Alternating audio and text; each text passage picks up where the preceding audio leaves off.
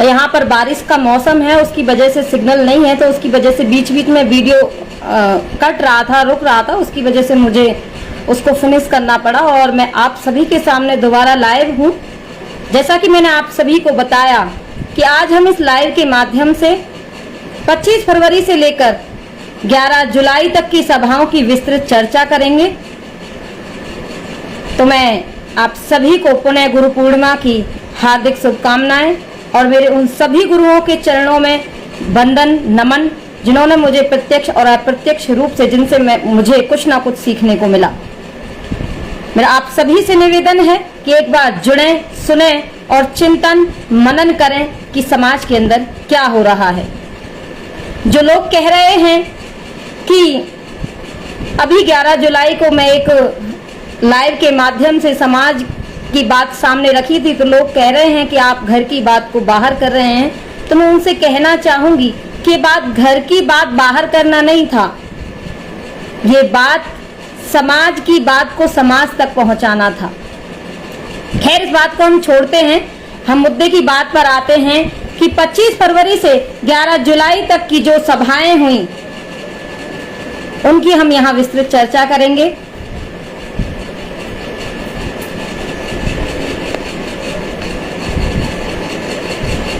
जैसा कि 25 फरवरी का आप सभी जानते हो कि इस आरक्षण की इस लड़ाई ने एक महायज्ञ का रूप धारण कर लिया है, एक ऐसे तेज का रूप धारण कर लिया है जो अब रुकने वाला नहीं है। कैसी चिंगारी अब जो ज्वालामुखी बनकर रहेगी और समाज जागरूक हो गया है, अब समाज जागरूक हो चुका है। तो हम 25 फरवरी की बात करें तो 25 फरवरी में मैंने अपने जीवन काल में पहली बार समाज को इतनी ताकत के और मजबूती के साथ खड़े हुए 25 फरवरी को जयपुर में देखा तो आंखों में खुशी के आंसू थे कि समाज एकजुट हो गया, जागरूक हो गया और अपने अधिकारों के लिए सजग हो गया। उसके बाद तमाम सभाएं हुई, देखा गया कि समाज में दो व्यक्ति हैं जो समाज का नेतृत्व कर रहे हैं, मजबूती से समाज के लिए खड़े हुए हैं। एक तो भाई चंद्र प्रकाश सैनी और दूसरे मुरारी लाल सैनी जी। चंद्र प्रकाश सैनी जी, उन्होंने समाज के लिए लड़ाई लड़ी। वहीं मुरारी लाल सैनी जी की बात करूं तो उन्होंने भी अपने, वो वृद्ध हैं, बुजुर्ग हैं, उन्होंने भी अपने जीवन काल के तमाम वर्ष इस आरक्षण की लड़ाई में लोगों को घर घर जाकर जगाने का काम किया था।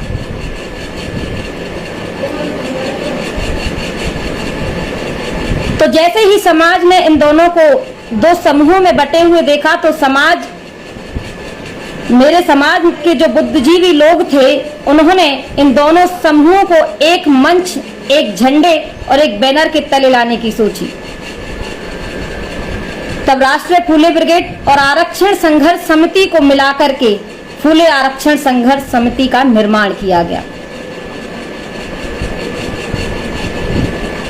बात आगे ही बढ़ रही थी, समाज एकजुट होकर, संगठित होकर, अपनी मजबूती से ताकत दिखाकर आगे बढ़ रहा था अपने अधिकारों और हक की लड़ाई के लिए। तमाम मीटिंग हुई, हर जिले और तहसील स्तर पर ज्ञापन दिए जा रहे थे। फिर एक दिन 12 जून चक्का जाम की घोषणा की गई। वो 12 जून जिसने एक ऐतिहासिक दिन का रूप धारण कर लिया है। सैनी समाज ने 12 जून को अरौदा के नेशनल हाईवे पर अपनी ताकत को मजबूती से दिखाने का काम किया और 5 दिन तक पूरा समाज वहां डटा रहा। मैं सलाम करती हूं मेरे समाज सैनिक कुशवाहा शाक्य मौर्य को कि जिन्होंने 5 दिन नेशनल हाईवे पर भूख, प्यास, धूप, बारिश की चिंता किए बिना वहां पर अपनी अधिकारों की लड़ाई के लिए खड़ा रहा।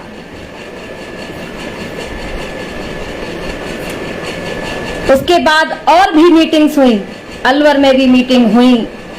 उसके बाद जो मैंने जन सैलाब देखा वो 11 जुलाई को दौसा जिले की बांदीकुई में देखा। ऐसा जन सैलाब जिसका बांदीकुई में जिस सभा का आयोजन भागचंद टाकड़ा जी के नेतृत्व में किया गया था, मैं उन्हें कोटि कोटि धन्यवाद देती हूँ और सलाम करती हूँ उनकी व्यवस्था को, उनकी सोच को, कि उन्होंने एक ऐसे जनसैलाब के हमको दर्शन करवाए कि हमारा समाज वहां भी मजबूती से खड़ा हुआ था। लेकिन चूक कहां हुई, गलती कहां हो रही है, बस यही सोचने की बात है। हम दो समूहों में क्यों बटे हुए हैं? अब बहुत से व्यक्ति आएंगे और मुझे यहाँ तमाम तरीके के कमेंट्स करेंगे, गलत बोलेंगे, क्योंकि कल से मैं बहुत कुछ गलत सुन रही हूँ समाज के अंदर, और मैं उनको इग्नोर इसलिए कर रही हूँ क्योंकि जो एक बेटी का, एक बहन का सम्मान नहीं कर सकते, शायद मेरा सम्मान बाद की बात है, शायद वो अपने घर में किसी महिला का सम्मान नहीं करते होंगे, तभी उन्हें यह नहीं पता कि एक बेटी को, एक बहन को किस प्रकार सम्मान दिया जाता है। इसलिए मैं ऐसे लोगों को अनदेखा करने का काम कर रही हूँ। मुझे उन लोगों से कोई फर्क नहीं पड़ता, क्योंकि मैं ऐसे लोगों को अपवाद समझती हूँ समाज के अंदर, क्योंकि मेरे समाज के अंदर संस्कार कूट कूट कर भरे हैं। अगर समाज के लिए मैं लड़ने की बात करूं तो तमाम वर्षों से समाज के लिए, समाज की जागरूकता के लिए, समाज के अधिकारों के लिए लड़ाई लड़ी जा रही है, जिसके जनक शोषित और वंचितों को जागरूक करने वाले और उनकी लड़ाई लड़ने वाले पहले पुरुष थे महात्मा ज्योतिबा फूले। तब से ही शोषित और वंचितों की लड़ाई चलती आ रही है और उनको जागरूक करने का अभियान चलता आ रहा है। समाज को जागरूक करने में किसी एक व्यक्ति विशेष को हम उसका श्रेय नहीं दे सकते कि इस व्यक्ति ने समाज को जागरूक किया है, क्योंकि समाज को जागरूक करने के लिए ऐसे ऐसे बिरले व्यक्ति पैदा हुए जो आज शायद हमारे बीच में भी नहीं है। तो एक व्यक्ति को समाज को जागरूक करने का हम श्रेय नहीं दे सकते, लेकिन आज जो राजस्थान के अंदर परिस्थिति पैदा हो चुकी है कि आज समाज एक मजबूती से जाग कर सामने आया है और राजस्थान की चर्चाएं पूरे भारतवर्ष में हो रही हैं, और राजस्थान से उठी इस चिंगारी की चर्चा पूरे भारतवर्ष में हो रही है, और राजस्थान को सराहा जा रहा है कि राजस्थान के अंदर सैनिक कुशवाहा शाक्य मौर्य समाज इस तरीके से जागरूक हुआ है जिससे सभी को प्रेरणा लेने की जरूरत है। तो वहीं हम क्या कर रहे हैं, यहाँ हो क्या रहा है? आवश्यकता है सभी को एक मंच पे आने की, एक बैनर तले आने की, एक झंडे के नीचे आने की। अपने जब उद्देश्य दोनों का एक ही है, आरक्षण और 11 सूत्रीय मांगे, जब दोनों का उद्देश्य एक ही है कि समाज के हित में काम करना, तो अलग अलग क्यों करना, एक साथ मिलकर क्यों नहीं करना? क्योंकि जो दायित्व आप लोगों ने हाथ में लिया है वो अकेले पूरा नहीं होगा, और वहां पर सफलता भी हमें अकेले नहीं मिलेगी। वहां पर मिलजुल कर एक साथ संगठित होकर मुझ पर उंगली उठा रहे हैं। सबसे पहले मैं कहना चाहूंगी, मुझ पर उंगली उठाने वाले पहले अपनी उंगली की तरफ देखें, क्या आपकी उंगली साफ है? और अगर मैं अपनी बात करूं तो मैं किसी एक व्यक्ति के साथ नहीं हूं, और ना मैं एक व्यक्ति के साथ थी और ना मैं कभी एक व्यक्ति के साथ होंगी। मैं अपने समाज के साथ खड़ी हूं और समाज के साथ खड़ी रहूंगी। अगर आप मेरी बात करते हैं, आप अगर मेरी बात करते हैं तो मैं अपनी ही बात बता दूं। मैं उत्तर प्रदेश मथुरा की रहने वाली लड़की हूं। आज जो ये चिंगारी राजस्थान के अंदर उठी है उसमें सहयोग करने का मेरा बस एक ही लोग है। आप इसे स्वार्थ कह सकते हैं। मेरा स्वार्थ है कि राजस्थान से जो लड़ाई, जो चिंगारी उठी है अधिकारों के प्रति सजग होने की, वो राजस्थान से पूरे भारतवर्ष में फैल जाए और राजस्थान की भांति पूरे भारतवर्ष का सैनिक कुशवाहा शाक्य मौर्य समाज एक होकर के अपने अधिकारों की आवाज को बुलंद कर दे। ये स्वार्थ है अंजलि सैनी का इस राजस्थान से। इस राजस्थान से ही प्रेरणा ले ले पूरे भारतवर्ष का सैनिक कुशवाहा शाक्य मौर्य समाज कि राजस्थान में समाज इस प्रकार से जागरूक हो गया है, उसी प्रकार से हमें जागरूक होकर के अपने अधिकारों की लड़ाई लड़नी है। बस ये स्वार्थ है अंजलि सैनी का। आप जो लोग मेरी बात कर रहे हैं कि मैं समाज को बांटने का काम कर रही हूं, तो मैं उन लोगों से भी कहूंगी कि लोग अंधे नहीं हैं। उन लोगों ने आपकी भांति आंखों पर पट्टी नहीं बांध रखी कि उन्हें दिखे ना कि समाज को बांटने का काम कौन कर रहा है। इसलिए मैं आपसे भी कहना चाहूंगी, आपकी आंखों पर जो लोग कह रहे हैं कि समाज को बांटने का काम हो रहा है, ये हो रहा है, तो आपकी आंखों पर जो पट्टी बंधी है उसको खोलिए और समाज हित में अगर आप सोच रखते हैं तो इन दोनों को एक मंच पर लेके आइए और कहिए कि अब आप एकजुट होकर, जब आपका लक्ष्य एक ही है तो आप एकजुट होकर समाज की लड़ाई लड़ने का काम करिए। अरे हम ये नहीं कहते कि आप नेता मत बनिए, आप राजनीति मत करिए। अरे राजनीति करिए, समाज का भला होगा उससे।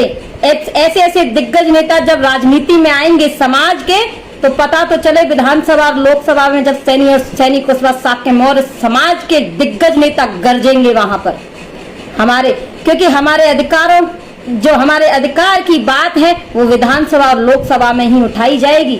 उसके लिए हमें नेताओं की जरूरत पड़ेगी, ऐसे ही दिग्गज नेताओं की जरूरत पड़ेगी। तो राजनीति में आने में कोई दोहराए नहीं है, समय आने पर वो भी होगा। जब आप समाज के लिए काम करेंगे तो समाज आपको विधानसभा और लोकसभा भेजने का भी काम करेगा। लेकिन राजनीति करें, लेकिन समाज के साथ राजनीति ना करें, क्योंकि आवश्यकता है राजनीति में समाज को बढ़ चढ़कर हिस्सा लेने की। क्योंकि राजनीति में हिस्सा न लेने का दंड हमेशा ये भुगतना पड़ा है कि अयोग्य लोग आपके ऊपर शासन करने लगते हैं। मेरे ऊपर कटाक्ष करने से और मेरे ऊपर टिप्पणी करने से ऐसा तो है नहीं कि मेरी सांसें रुक जाएंगी, ये तो होगा नहीं। क्योंकि मुझे पता है कि मैं समाज के लिए काम कर रही हूँ, मैं समाज के लिए लड़ रही हूँ और समाज के लिए बोल रही हूँ। बहुत दुश्मन पैदा हो गए हैं, मैं ये भी जानती हूँ, लेकिन एक भाई ने बहुत अच्छा कल लिखा था, मैं पढ़ रही थी कि अगर आपका कोई दुश्मन नहीं है तो आप उस जगह खामोश हैं जहाँ सत्य बोला जाना चाहिए था। तो मैं खुश हूँ कि मैं सत्य बोल रही हूँ क्योंकि मेरे बहुत दुश्मन पैदा हो चुके हैं। समाज के लोगों द्वारा समाज की बहन बेटी को धमकी देना कहां तक उचित है?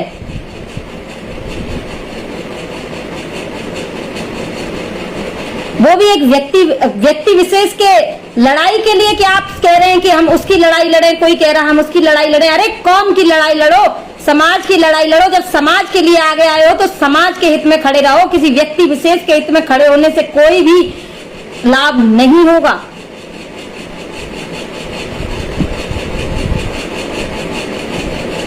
अरोदा में जब 12 जून को चक्का जाम किया गया, उन 5 दिनों तक मैं भी रात को सड़कों पर सोने वाले लोगों में से एक थी। 2 दिन के लिए चेहरा दिखाने नहीं गई थी वहां पर, और दिन में वहां होकर रात को किसी होटल में सोने नहीं गई थी, सड़कों पर सोई थी अपने भाइयों के साथ।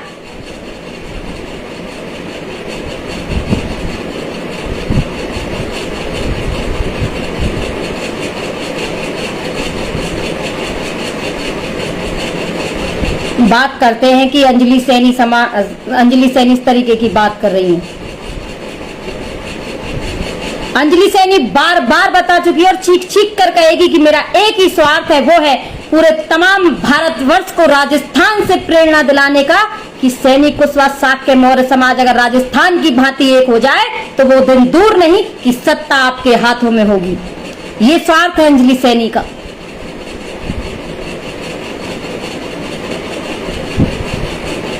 पच्चीस फरवरी को जब जयपुर में इतनी तादाद में समाज को एक होते हुए देखा तो आंखों में खुशी के आंसू थे।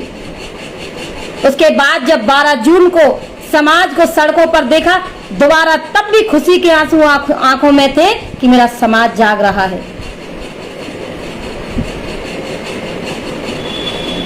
लेकिन नहीं, मैं फिर पुनः यही कहूंगी कि व्यक्ति विशेष की लड़ाई ना लड़ें, समाज की लड़ाई लड़ें, क्योंकि हम समाज के लिए आगे आए हैं। बांदीकुई में भागचंद तांकड़ा जी ने एक इतना भव्य आयोजन किया, इतना जन सैलाब, इतनी इस तरीके की उन्होंने तैयारियां की, इतना भव्य आयोजन बांदीकुई में था जो देखने दिखाने लायक था। इतना जन सैलाब तीसरी बार मैंने देखा था। 25 फरवरी, 12 जून और 11 जुलाई ये ऐतिहासिक दिन हैं सैनिक कुशवाहा शाक्य मौर्य समाज के लिए।